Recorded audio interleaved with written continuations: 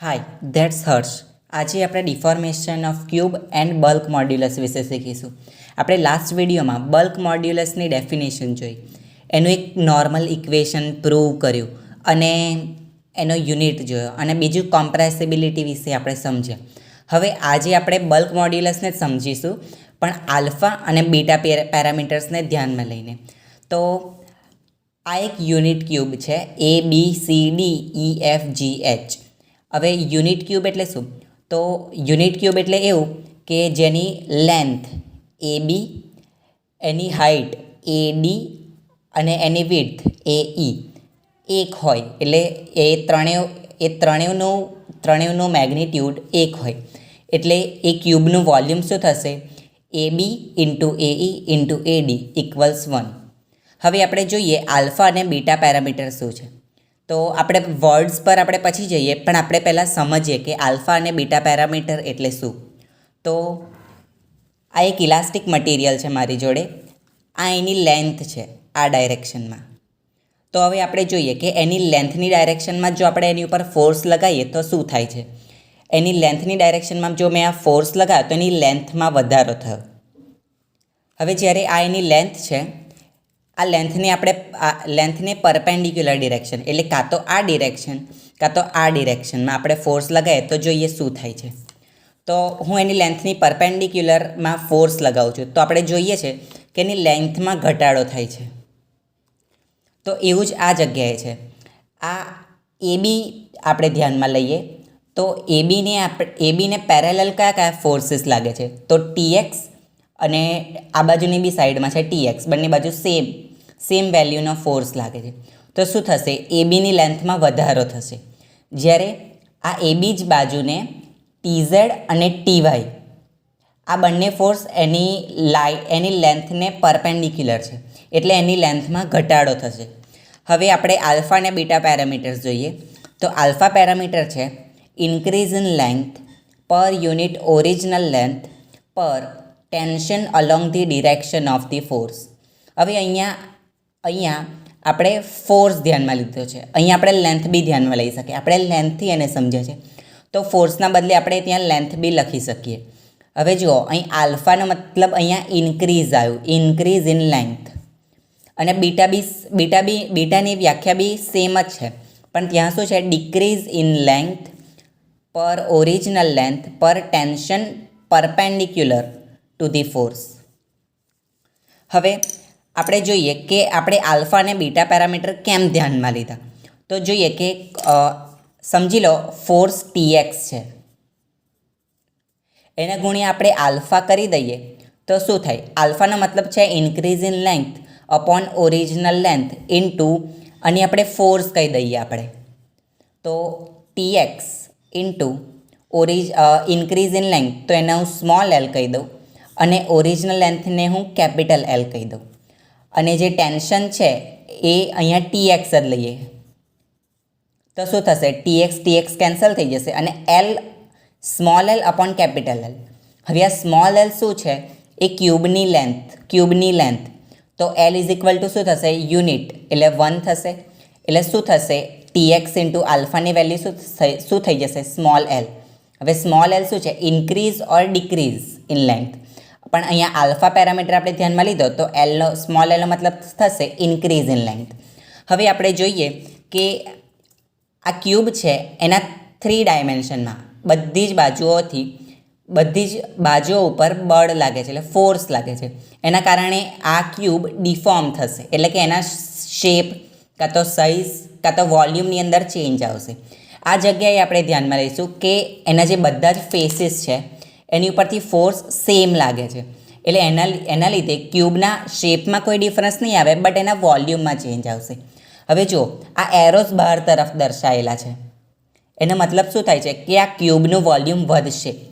તો અને આપણે ઇક્વેશન નંબર 1 કહી દઈએ કે AB, AE અને ADની વેલ્યુ 1 થાય છે. હવે આપણે આગળ જોઈએ કે સમજી લો આની પર ફોર્સ લાગ્યો એટલે એના લીધે એના વોલ્યુમમાં વધારો થયો. તો આપણે વોલ્યુમ બી આવી રીતે શોધીએ છીએ, AE ઇન્ટુ AD. તો આપણે જે ત્રણેયમાં જે ડિફરન્સ આવશે એ આપણે શોધીએ કે final length AB dash equals 1 one એટલે શું, જે એની પહેલાં જે એની લેન્થ હતી એ. હવે જુઓ કયા કયા ફોર્સના લીધે એની લેન્થમાં વધારો થશે. જુઓ આ એની લેન્થ છે અને ટીએક્સના લીધે એની લેન્થમાં વધારો થશે, એટલે પ્લસ ટીએક્સ ઇન્ટુ આલ્ફા. હવે જુઓ આ એની લેન્થ છે, ટીઝેડ અને ટીવાયના લીધે એની લેન્થમાં ઘટાડો થશે, એટલે આપણે અહીં નેગેટિવ સાઇન દર્શાવીશું. Negative TY into beta minus TZ into beta. એવી જ રીતે આપણે એડી અને એઈ માટે લખીશું. તો એમાં આવશે એડી ઇક્વલ્સ 1 પ્લસ, હવે એડી લેન્થ આ છે તો ટીઝેડ અને ટીઝેડ આ ફોર્સના લીધે એની લેન્થમાં વધારો થશે, એટલે આવશે અહીંયા ટીઝેડ આલ્ફા માઇનસ બીજા બે કયા ફોર્સ રહ્યા, ટીએક્સ અને ટીવાય, એના લીધે એની લેન્થમાં ઘટાડો થશે. તો હું લખું છું minus TX beta minus TY beta. આ એડી ડેશની વેલ્યુ છે. પછી રહ્યું એ ઇન્ટુ ઈ, એઈ ડેશ, એ થશે 1 પ્લસ. હવે જુઓ એઈ લેન્થ આ છે તો એની લેન્થમાં વધારો ટીવાય ફોર્સના લીધે થશે, તો પ્લસ ટીવાય આલ્ફા માઇનસ બીજા બે ફોર્સ રહ્યા એ બી આપણે લખી દઈએ. ટીવાય સિવાય કયા બે ફોર્સ રહ્યા, ટીઝેડ અને ટીએક્સ, તો ટીઝેડ અને ટીએક્સ ઇન્ટુ બીટા પેરામીટર. હવે આ જે આપણે છે ને એની ફાઇનલ લેન્થ શોધી દીધી, એની આપણે ઇક્વેશન નંબર 2 આપી દઈએ. હવે આપણે એના જે ફાઇનલ વોલ્યુમ છે એ આપણે શોધીએ. જે ફાઇનલ વોલ્યુમ જે હશે એને હું વી ડેશ નામ આપું છું. તો વી ડેશ શું થશે, એ બી ડેશ ઇન્ટુ એડી ડેશ ઇન્ટુ એઈ ડેશ. હવે આપણે આગળનું પેજ લઈએ તો એમાં થશે એનું જે ફાઇનલ વોલ્યુમ હશે એ વી ડેશ ઇઝ ઇક્વલ ટુ એઈ એડી અને એઈની વેલ્યુ આપણે ધ્યાનમાં લઈએ તો આવશે 1 plus TX into alpha minus TY into beta minus TZ into beta into 1 plus TY into alpha minus TX into beta minus TZ into beta into 1 plus TZ into alpha minus TX into beta minus TY into beta. હવે જો આ ઇક્વેશનને આપણે solve કરીશું તો એનો answer આવશે 1 plus alpha minus 2 beta into TX plus TY plus TZ. અને આપણે ઇક્વેશન નંબર 3 આપી દઈએ. હવે આપણે આગળ જઈએ તો સમજી લો કે આ ત્રણ ફોર્સની વેલ્યુ સેમ છે, એટલે કે TX is equal to TY is equal to ટીઝેડ.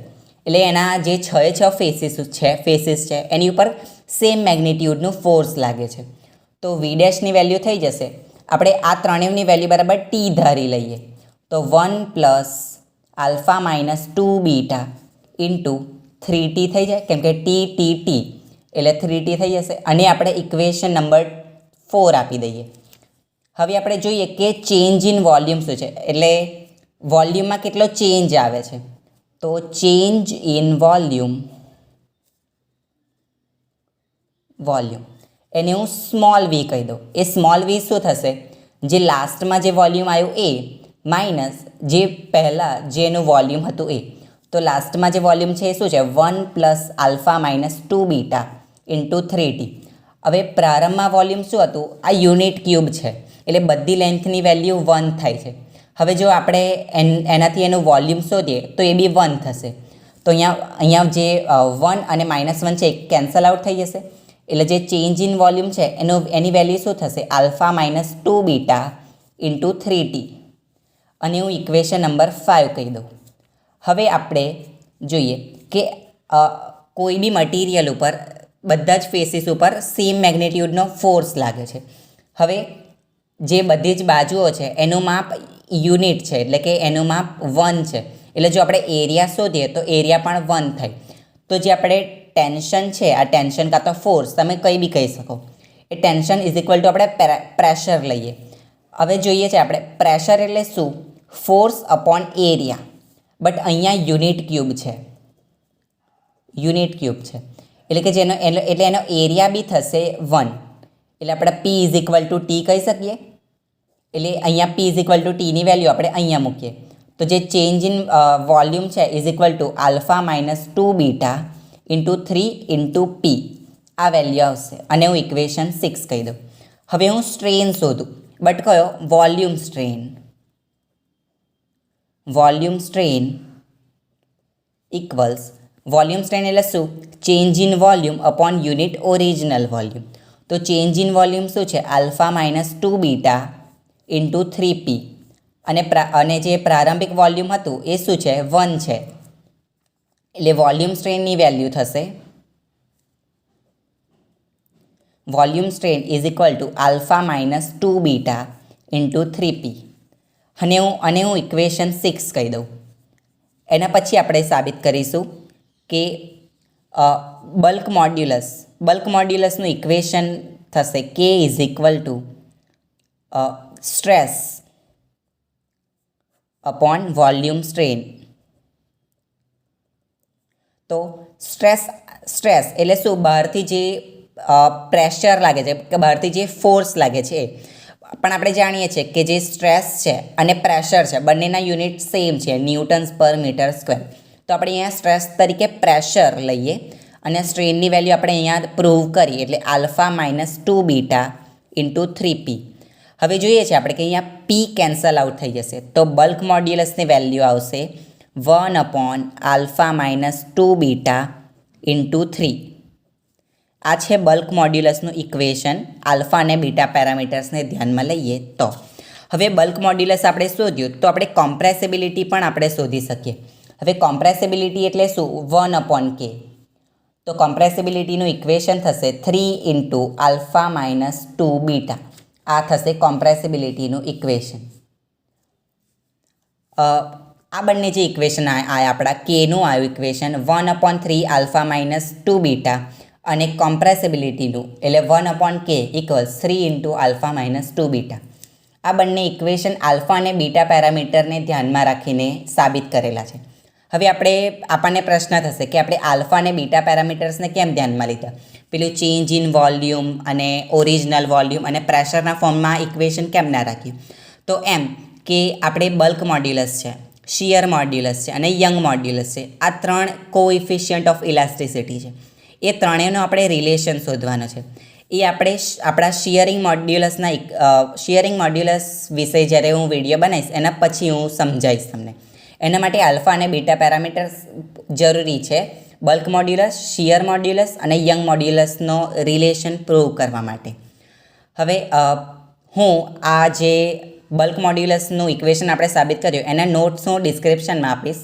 ડિસ્ક્રિપ્શનમાં મારું ઇન્સ્ટાગ્રામ આઈડી છે, ત્યાં તમે મને ફોલો કરી શકો છો. અને કોઈ બી પ્રશ્ન હોય કાં તો કોઈ બી તમારે બીજી કોઈ થિયરી જો શીખવી હોય તો મને કહો, તો હું એ જેમ બને એમ જલ્દી અપલોડ કરવાની કોશિશ કરીશ. And always thanks for watching.